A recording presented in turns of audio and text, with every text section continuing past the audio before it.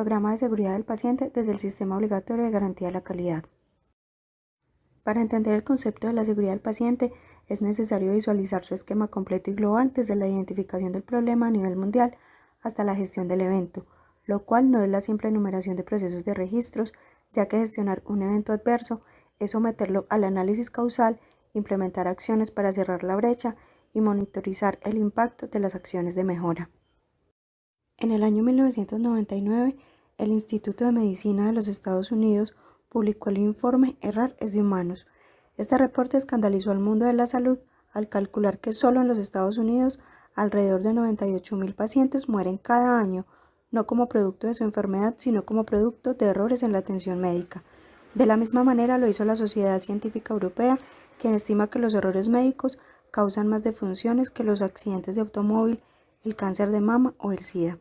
El Departamento de Salud del Reino Unido, en su informe del año 2000, estimó que se producen eventos adversos en cerca del 10% de las hospitalizaciones, que en su mayoría son causados por errores en la medicación y que el 70% de ellos generan una incapacidad.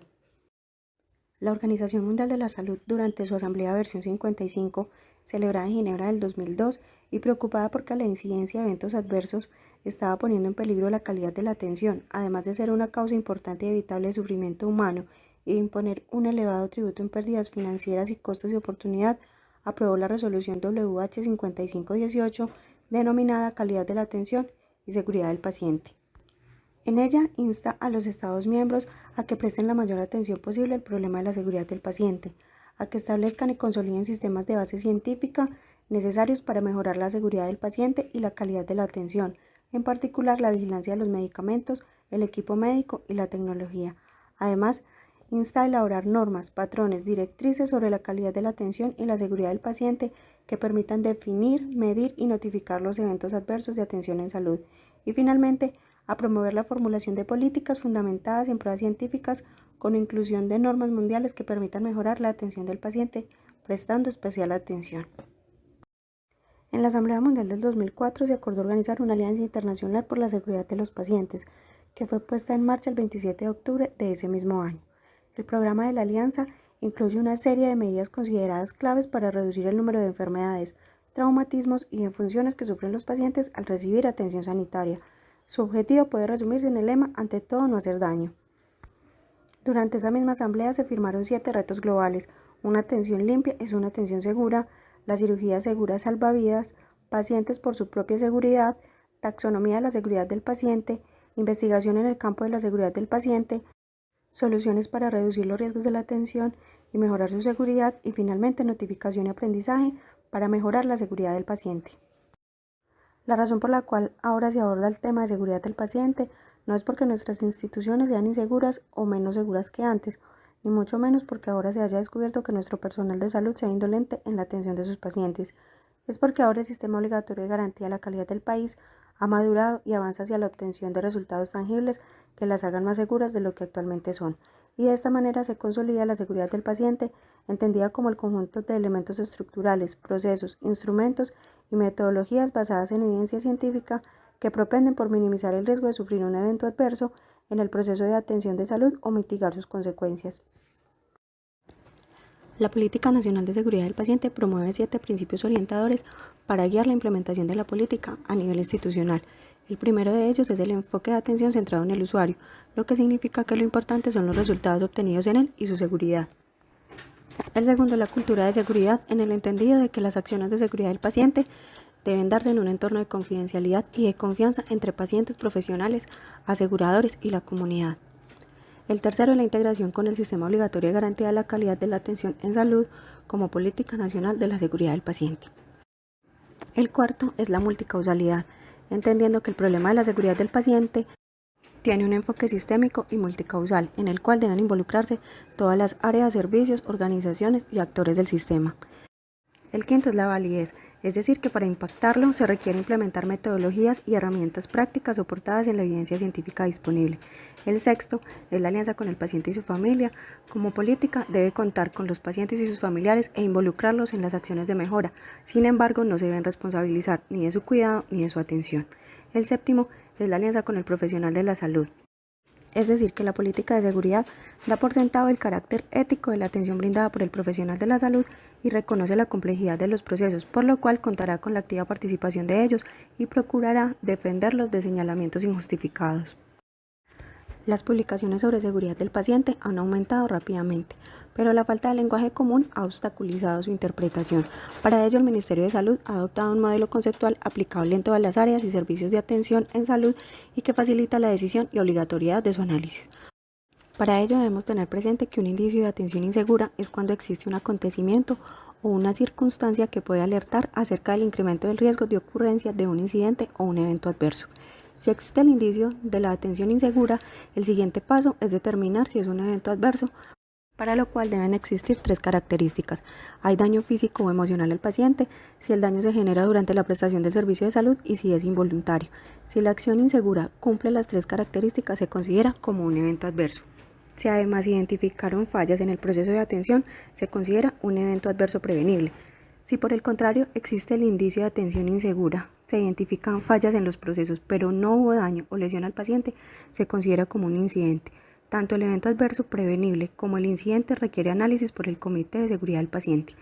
Por otro lado, cuando no existe un indicio de atención insegura, pero se identifica el daño del paciente, se determina si el daño es causado como complicación, es decir, atribuido a la enfermedad o a las condiciones propias del paciente, o si es asociado a la atención en salud, a pesar de que como institución, equipo de trabajo y nuestro actuar individual se haya brindado adecuadamente como lo establecen las guías, normas, protocolos o procedimientos, se define como un evento adverso no prevenible.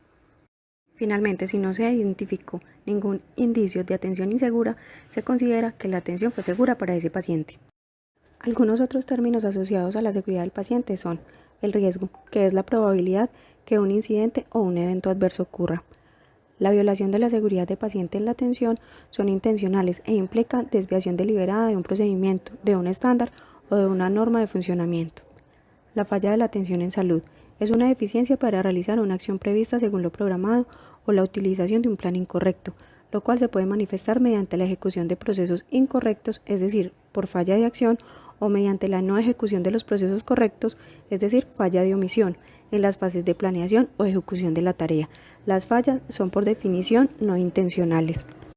La gestión del evento adverso son el conjunto de herramientas, procedimientos y acciones utilizadas para identificar y analizar la progresión de una falla a la producción del daño al paciente con el propósito de prevenir o mitigar sus consecuencias. Las fallas activas o acciones inseguras se refiere a cuando el indicio del daño se materializó y por acciones u omisiones tiene el potencial de generar el daño. Este tipo de fallas solo son atribuibles a miembros del equipo misional de salud, es decir, médicos, enfermeras, regente de farmacia, fisioterapeuta, bacteriólogos, auxiliares de laboratorio, auxiliares de enfermería, odontólogos, etc.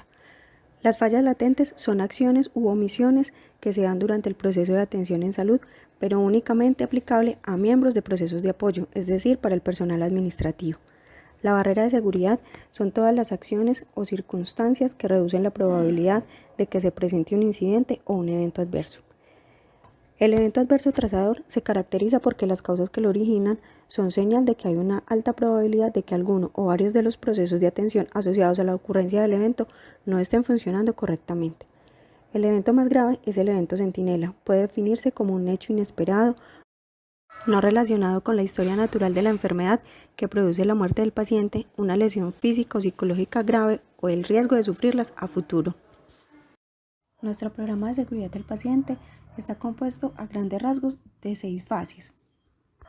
El primero es la adopción de una política institucional por la seguridad de los pacientes, el segundo el establecimiento de un comité referente para la seguridad del paciente, el tercero el programa de formación continua, el cuarto la gestión adecuada de los eventos adversos, el quinto la implementación de un equipo de respuesta inmediato y el sexto la adopción de procesos seguros.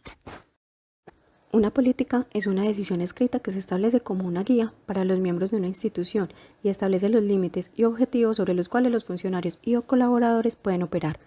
Nuestra política institucional para la seguridad del paciente fue actualizada mediante el Acto Administrativo 338 del año 2017, en la que establece: la ESI Hospital Nazaret, desde la gerencia, junto a cada uno de sus colaboradores, se compromete a implementar acciones en pro de un entorno seguro, humanizado, justo y confidencial, mediante la implementación de prácticas seguras en cada uno de sus procesos asistenciales y administrativos que garanticen condiciones óptimas de seguridad para el usuario, su familia y la comunidad desde un enfoque de autocontrol que suscite la prevención de eventos adversos, su reporte y gestión, así como la generación de una cultura de educación en los usuarios, de tal manera que participen activamente en su proceso salud-enfermedad y sean veedores de su seguridad durante su estadía en nuestra institución. En ese orden de ideas, cada persona que ingrese a laborar en la ESI Hospital Nazaret, sin distinción de cargo o tipo de contratación, adquiere el compromiso de implementar acciones para propiciar un entorno seguro, justo y confidencial, teniendo como base las prácticas seguras adoptadas por la institución y que en este caso corresponden a las establecidas por el Sistema Único de Habilitación. Además, hace partícipes a los usuarios como veedores y garantes de su seguridad. La Resolución 3100 de 2019 establece que todo el personal, tanto administrativo como asistencial de las instituciones de salud, adquieran conocimiento sobre la seguridad del paciente y actúen respecto a ellos, con el objetivo de cambiar la percepción de que la seguridad del paciente solo está a cargo del personal asistencial. Por lo tanto, si usted evidencia que un paciente tiene las barandas de su cama abajo, debe alertar al personal auxiliar del servicio o ubicarla de una manera adecuada. Verificar los datos de su paciente, garantizando la identificación adecuada en cada servicio y previniendo la aparición de eventos o incidentes relacionados con la identificación de este. Brindar información adecuada y completa de acuerdo a las necesidades del paciente también es responsabilidad de todos, ya que para las personas externas no es tan fácil entender términos médicos o acerca de todos los trámites administrativos que debe realizar para acceder a los servicios, máxime cuando nuestra población en su mayoría es de origen rural. Y finalmente, el uso de nuestras puertas puede facilitar el hurto de equipos e insumos que interfieran con la atención de otros pacientes. De hecho, puede generar la fuga de los usuarios, entendiendo que después de que el paciente ingresa a nuestros servicios es nuestra obligación garantizar su seguridad. De ahí la importancia o gravedad frente a la fuga de los pacientes. Puede parecer que este tipo de situaciones son simples, sin embargo, cuando afectan a nuestros allegados, adquieren su valor. No olvide que el reporte puede realizarse de manera anónima y que su realización es de carácter obligatorio para cada funcionario que evidencia una falla en la atención. La seguridad del paciente es transversal y responsabilidad de todos, ya que el Sistema Único de Habilitación establece la obligatoriedad de su implementación. El Sistema Único de Información nos obliga a realizar reportes trimestrales de los eventos ocurridos. El programa de auditoría para el mejoramiento de la calidad involucra la documentación, socialización y medición de la seguridad y el Sistema Único de Acreditación, que propende por la mejora continua de nuestros procesos. Nuestro Comité Institucional para la Seguridad del Paciente está integrado por el gerente, el subdirector científico, la asesora de calidad, la enfermera de urgencias y hospitalización, la odontóloga de planta, quienes se reúnen como mínimo de forma bimestral y deben difundir la política institucional. Nuestro programa de formación continua consiste en que todo el personal se encuentre certificado en temas de seguridad del paciente y de socialización de las prácticas seguras en los servicios donde apliquen. Estos certificados pueden ser adquiridos a nivel institucional o en una institución educativa autorizada por el Ministerio de Educación con vigencia de 2 años o antes si la norma cambia, además de ser un tema inmerso en las jornadas de inducción y reinducción de todo el personal. En este ítem debemos contar con indicadores de participación y de aprobación de acciones de formación. Para esta nueva vigencia, desde la gerencia se ha establecido una política de que quien no participe de las acciones de formación deberá presentar su certificado por competencias adquirido en una institución educativa avalada por el Ministerio de Educación con plazo máximo a 1 mes desde su solicitud. La gestión del evento adverso comienza con la identificación del evento o incidente, ya sea por reporte, auditoría, ronda de seguridad o reporte extrainstitucional. De esta manera se deben consolidar en una matriz discriminando el tipo de evento y su causa, realizar el análisis según la metodología institucional adoptada y en nuestro caso de acuerdo al Protocolo de Londres, aprobar los planes de mejora diseñados por los responsables de los servicios y su talento humano, realizar seguimiento al cumplimiento de los planes de mejora y determinar el éxito de los planes implementados y, de ser así, realizar el cierre del evento. De lo contrario, se reinicia el ciclo. Nuestra institución cuenta con un equipo multidisciplinario que lo puede orientar en el caso de que usted se vea inmerso en la ocurrencia de un evento adverso y no sepa cómo actuar o no sepa cómo notificarlo. Este grupo multidisciplinario está compuesto por psicología, subdirección científica, trabajo social, coordinadora de seguridad y salud en el trabajo y la enfermera de hospitalización y urgencias.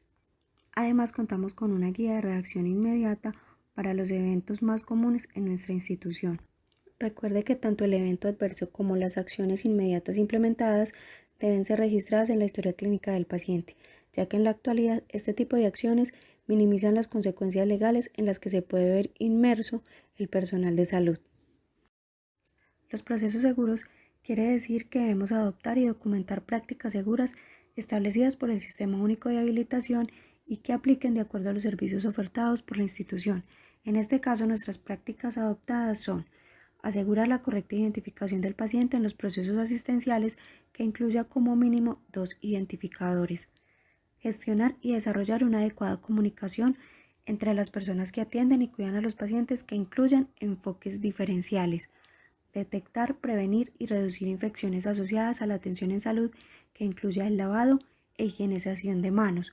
detectar, analizar y gestionar eventos adversos, garantizar la funcionalidad del consentimiento informado, mejorar la seguridad en la utilización de medicamentos, prevenir y reducir el riesgo de caídas, garantizar la atención segura de la gestante del recién nacido y finalmente, como práctica 9, prevenir úlceras por presión. En nuestra institución cualquier persona puede realizar el reporte de una situación que pueda poner en riesgo la seguridad del paciente o posterior a que el daño ya se haya materializado. Para ello contamos con el formato FO 321-2, el cual debe ser entregado a la oficina de calidad dentro de un periodo de 24 horas posterior al suceso, en medio físico o virtual al correo calidadhospitalnazaret@gmail.com, al cual como comité garantizamos la confidencialidad, ya que todos los documentos o la información relacionada con el incidente o evento son manejados y custodiados por el Comité de Seguridad del Paciente y conocido únicamente por sus integrantes, además de los implicados en el hecho. Recuerde que este reporte es de carácter no punitivo y por el contrario, como institución, podemos castigar el no reporte de los eventos o incidentes que hayan puesto en riesgo la seguridad de los pacientes. Para llevar a cabo una investigación de incidentes o eventos adversos, existe una ruta establecida por el Ministerio. El primer punto es la identificación y decisión de investigar, es decir, determinar si cumple con los criterios para hacer un evento adverso o una alerta de falla activa o latente que requieran plan de mejora. El segundo es determinar si el comité como tal es suficiente para realizar el análisis del evento o requiere hacer el llamado de otras personas adicionales de los servicios. El tercero es la obtención y organización de la información, es decir, si el reporte fue de carácter voluntario, si obtuvo la información mediante una historia clínica del paciente o fue mediante un hallazgo de una auditoría o ronda de seguridad, un reporte interinstitucional o extrainstitucional y finalmente, si la información obtenida fue suficiente. El otro es establecer la cronología del incidente, es decir, establecer tiempo y lugar en donde se generó la atención, además del evento adverso. El quinto es identificar las acciones inseguras, es decir, identificar o definir la falla activa o evento adverso que se generó. El otro paso es determinar los factores contributivos, los cuales están compuestos por 7 categorías, 5 de ellas atribuibles a los pacientes, servicio, personal asistencial y 2 a la institución. Dentro de ellos encontramos los que son atribuibles al paciente, como la complejidad y gravedad de su condición, el lenguaje y comunicación del paciente, la personalidad y su edad. Los que son atribuibles a la tarea y la tecnología son la disponibilidad y el uso de protocolos, estados de equipos biomédicos, confiabilidad en las pruebas diagnósticas, entre otros. Los que son atribuibles al equipo de trabajo son la comunicación verbal y escrita, la supervisión permanente o falta de ella, la estructura en el equipo de trabajo. Al ambiente encontramos factores como la carga de trabajo, patrón de turnos, clima laboral, condiciones del ambiente, como la luz, el espacio y el ruido, y finalmente encontramos asociados o atribuibles a la organización como recursos financieros, estructura organizacional, prioridades organizacionales, y frente al contexto institucional nos enfrentamos a normas, leyes, decretos y todo lo legal que regula el sistema de salud. Según los factores contributivos encontrados, se procede a realizar una priorización teniendo en cuenta una escala de severidad del daño y la frecuencia en la que se pueda presentar. Finalmente, se implementa un plan de mejora mediante el ciclo PHBA, es decir, se planea, se ejecuta, se verifica si fue procedente o apropiado para corregir la falla y de no ser así, se actúa generando un nuevo plan. Frente a cada una de las prácticas seguras obligatorias y establecidas por el Sistema Único de Habilitación, nuestra institución ha implementado varias actividades. Dentro de ellas encontramos Para garantizar la identificación correcta y segura del paciente, en nuestro servicio realizamos actividades como la actualización de datos completa desde el momento de la facturación, la utilización de manillas y tableros de identificación de los riesgos, la verificación cruzada como manillas, tableros, confrontar al paciente y los datos de la historia clínica previo a cualquier procedimiento. Involucramos a los pacientes y a las familias explicándoles la clasificación del riesgo, socializando la clasificación de los riesgos encontrados en las rondas del paciente, ya sea para caídas, alergias, riesgo de fuga o discapacidad, garantizando que el personal esté entrenado en toma de muestras, preparación e identificación del material antes de la toma de muestras, verificación de los exámenes solicitados antes de proceder a la toma de las muestras, identificación del material antes de la toma de las muestras, marcación correcta de las muestras al momento de la toma, detecciones de las muestras mal identificadas o mal tomadas y marcación del tubo frente al paciente con un rótulo adhesivo, verificando coherencia entre los datos del paciente y los exámenes diagnósticos solicitados. Estandarizar los mecanismos de comunicación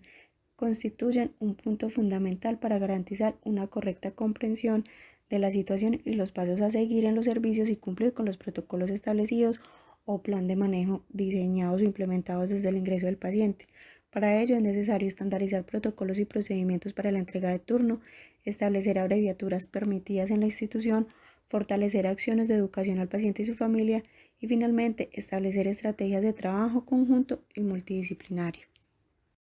Las acciones para disminuir al mínimo los posibles eventos adversos asociados al uso de medicamentos se inician desde la selección prudente del medicamento, la administración y se extiende hasta el seguimiento o monitoreo del efecto del medicamento en el paciente. Para ello, no administramos medicamentos por órdenes verbales, brindamos información al paciente sobre los medicamentos a administrar, establecemos medicamentos de alto riesgo utilizados en los servicios, garantizamos la cadena de frío para su conservación, identificamos alergias previas, realizamos conciliación medicamentosa previo al ingreso de los pacientes en los servicios de urgencias y hospitalización y damos cumplimiento a los correctos establecidos para la administración de los medicamentos. Las infecciones asociadas con la atención en salud son uno de los eventos adversos más comunes, por lo que se hace necesario fomentar el conocimiento, las competencias y las habilidades para una práctica de atención que permita detectar, prevenir y reducir las infecciones asociadas con la atención en salud. Frente a ellos, fortalecemos la higienización y el lavado de manos, establecemos la colocación y retiro adecuado de catéteres o sondas vesicales, implementamos el uso racional de antibióticos, garantizamos el aislamiento seguro según la necesidad del paciente y realizamos estudios de ambientes y superficies que nos dan una orientación frente a la microbiota que permanece en nuestra institución y de esa manera diseñamos procesos seguros de limpieza y desinfección de áreas y superficies. Una úlcera por presión es cualquier lesión de la piel y los tejidos subyacentes originada por falta de oxígeno producido por una prolongada presión ejercida con un objeto externo sobre prominencias óseas que puede ir desde un ligero enrojecimiento de la piel hasta úlceras profundas que afectan el músculo o incluso el hueso. Para ello realizamos una hidratación adecuada de la piel, realizamos cambio de postura o posición oportuna, retiramos el exceso de humedad en la piel de nuestros pacientes y garantizamos una valoración diaria del estado e integridad de la piel de nuestros pacientes. Las caídas generan daño adicional para el paciente y pueden generar en el aspecto físico complicaciones de su estado de salud, fracturas, daños en tejidos blandos, secuelas permanentes debido a la lesión presentada, etc. A nivel psicológico pueden generar temor y ansiedad ante las caídas. A nivel social puede ocasionar o generar una familia excesivamente protectora y también repercuten en los costos de atención de las instituciones prestadoras y aseguradoras como tal. Para ello, entonces, debemos identificar los factores contributivos que favorecen las caídas, las barreras y defensas con las que contamos en los servicios para prevenirlas, también alertar del riesgo a través de la manilla y el tablero de identificación del paciente, realizar una vigilancia activa a través de rondas de seguridad, explicarle al paciente y familia la clasificación del riesgo, contar con camillas y camas en buen estado, en cuanto a sus frenos y barandas, contar con barandas de pared y también establecer o implementar antideslizantes en los pisos de alto riesgo. En cuanto a la gestante y al recién nacido, Nuestro país viene trabajando en estrategias para la disminución de la morbimortalidad de la mujer relacionado con la gestación, el parto y el puerperio, entrada en vigencia con la Política de Atención Integral en Salud y adoptada mediante la Resolución 429 de 2019, que constituye uno de los elementos esenciales para desarrollar acciones que incidan en los resultados en salud de la población gestante y su familia. Para ello, la ESI Hospital Nazaret implementa las siguientes actividades: adopción, implementación y seguimiento de la Guía de Práctica Clínica de Riesgo Perinatal, Ruta Integral de Atención en Salud Materno-Perinatal, clasificación del riesgo obstétrico y prevención de la violencia obstétrica. Atención prioritaria en todos los servicios de la ESE, seguimiento a la asistencia del control prenatal, disponibilidad del kit de emergencia obstétrica o de código rojo, diligenciamiento del partograma en la historia clínica, estrategias de captación de las gestantes antes de la semana 12, atención del parto y puerperio en la unidad hospitalaria, hogar de paso para las gestantes, capacitación a las gestantes y familiares en el curso psicoprofiláctico, remisión oportuna y segura cuando se requiera, atención del recién nacido, identificación de la gestante y el recién nacido al nacer, garantizar las primeras dosis de las vacunas del recién nacido antes de su egreso y finalmente gestiona y garantiza la continuidad de las atenciones postparto y recién nacido en el servicio ambulatorio. El consentimiento informado es un acto profesional clave en la relación médico-paciente, basado en mantener una comunicación fluida, sincera, respetuosa y responsable que ofrezca al usuario la información necesaria para que tome decisiones informadas sobre beneficios y riesgos que puedan traer las diferentes intervenciones que requiere de acuerdo a su condición o su cuadro clínico, y tiene como objetivos informar al paciente y a su familia sobre la voluntariedad o libertad del consentimiento informado y sobre el responsable en caso de que el paciente no tenga las condiciones de dar el consentimiento por sí mismo. Informar al paciente sobre la importancia de conocer y solicitar información acerca de los procedimientos asistenciales a los que va a ser sometido. Informar al paciente sobre los beneficios, riesgos de su tratamiento, procedimiento o exámenes con palabras entendibles y a su nivel, y realización periódica de auditorías para verificar el diligenciamiento y el entendimiento del usuario y o familia frente al consentimiento que firmó. Queremos que nuestra institución sea un hospital seguro. Recuerda que hay algunos pacientes a los que no podemos ayudar, pero no hay ninguno al que no podamos dañar.